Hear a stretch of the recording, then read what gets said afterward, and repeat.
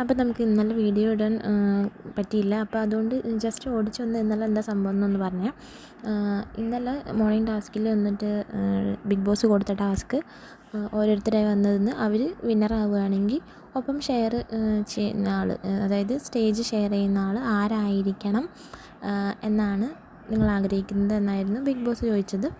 അപ്പോൾ ഓരോരുത്തർ വന്നെന്ന് ഓരോരുത്തരുടെ പേര് പറഞ്ഞു. നമ്മൾ പിന്നെ ഒരാളിലേക്കാണല്ലോ ഫോക്കസ് ചെയ്യുള്ളൂ, അത് തന്നെ നമ്മുടെ ജാസ്മിനിലേക്ക്. അപ്പോൾ ജാസ്മിൻ വന്ന് പറഞ്ഞത് നമുക്കറിയാം ആരുടെ പേര് പറയുന്നുള്ളത്, എന്നാലും ഒന്ന് നോക്കി. അപ്പോൾ ഗബ്രിയുടെ പേര് പറഞ്ഞു, അതിൻ്റെ കൂടെ തന്നെ റസ്മിൻ്റെ പേരും കൂടി പറഞ്ഞു. അപ്പോൾ ജാസ്മിൻ പറയുന്നത് ജാസ്മിൻ വിന്നറാകുമ്പോൾ ഇവർ രണ്ടുപേരുടെയും കൂടെ സ്റ്റേജ് ഷെയർ ചെയ്യണമെന്നാണ് ആഗ്രഹം.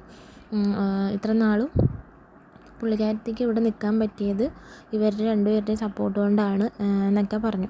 അത് കഴിഞ്ഞ് അങ്ങ് പോകാൻ നേരത്ത് സിജു ഒരു ചോദ്യം ചോദിച്ചു. ഈ വിന്നറാകുമ്പോൾ നമുക്ക് ട്രോഫി മാത്രമല്ലല്ലോ കിട്ടുക, ഒരു 50 ലക്ഷം രൂപയും കൂടി കിട്ടുമല്ലോ, അപ്പോൾ അതും ഇവർക്ക് രണ്ടുപേർക്കും ഷെയർ ചെയ്യുമോ എന്ന് ചോദിച്ചു. പെട്ടെന്ന് ജാസ്മിൻ ഒന്ന് ഞെട്ടിയെങ്കിലും ജാസ്മിൻ പറഞ്ഞു, ഇപ്പം ഞാൻ അതിനെക്കുറിച്ചൊന്നും ചിന്തിച്ചിട്ടില്ല, അതന്നേരം ഞാൻ ചിന്തിച്ച് തീരുമാനിച്ചോളാം എന്ന് പറഞ്ഞു. പിന്നെ ഞാൻ ശ്രദ്ധിച്ചൊരു കാര്യം, ജിൻഡോ പറഞ്ഞ ഒരാളുടെ പേരാണ്. ജിൻഡോ പറഞ്ഞത് അൻസിബയുടെ പേരാണ് പറഞ്ഞത്. അൻസിബയുടെ പേര് പറഞ്ഞപ്പോൾ അൻസിബ തന്നെ ഞെട്ടി, പിന്നെ നമ്മൾ ഞെട്ടാതിരിക്കും.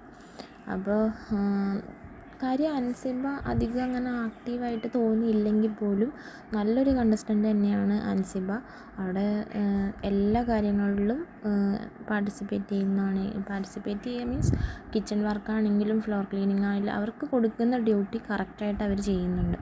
അപ്പോൾ അതുകൊണ്ട് തന്നെ ജിൻഡോ പറഞ്ഞ പേര് അൻസിബയുടെയാണ്. അപ്പോൾ ജിൻഡോ ജയിക്കുമ്പോൾ റണ്ണറപ്പായിട്ട് അൻസിബ ഉണ്ടാവണം എന്നാണ് ജിൻഡോയ്ക്ക് ആഗ്രഹം.